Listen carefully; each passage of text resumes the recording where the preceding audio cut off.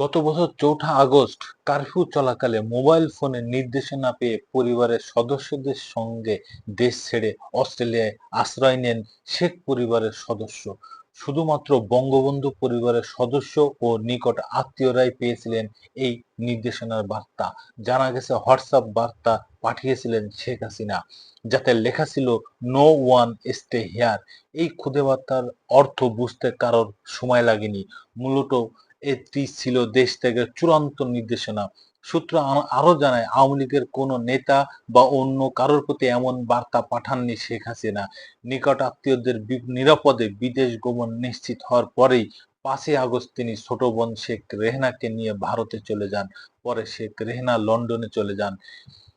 ইতিমধ্যে আওয়ামী লীগের কার্যক্রম সাময়িকভাবে নিষিদ্ধ করেছে অন্তর্বর্তীকালীন সরকার। হত্যা, গুম, দুর্নীতি ও অর্থ পাচারের মতো গুরুতর অভিযোগ দায়ের হওয়া মামলায় ফেঁসে গেছেন সাবেক সরকারের বহু প্রভাবশালী মন্ত্রী, প্রতিমন্ত্রী ও সংসদ সদস্য।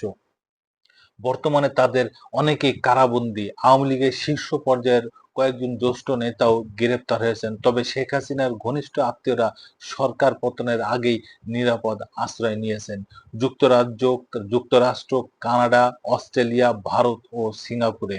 এখন পর্যন্ত বঙ্গবন্ধু পরিবারের সদস্যদের মধ্যে কেবল একজনের গ্রেপ্তারের তথ্য নিশ্চিত হয়ে গেছেন।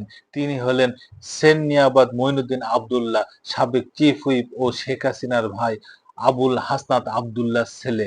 তিনি 2024 সালের অক্টোবরে তাকে গ্রেপ্তার করা হয়।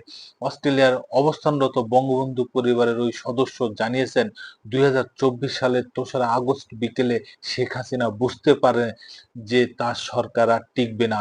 ওই সময় তিনি পরিবারের কয়েকজন সিনিয়র সদস্যদের সঙ্গে আলাপ করে শঙ্কা প্রকাশ করেন এবং বলেন, পরিস্থিতি অনুকূল নেই, সুরক্ষার জন্য সবাইকে দেশ ছাড়ার প্রস্তুতি নিতে হবে।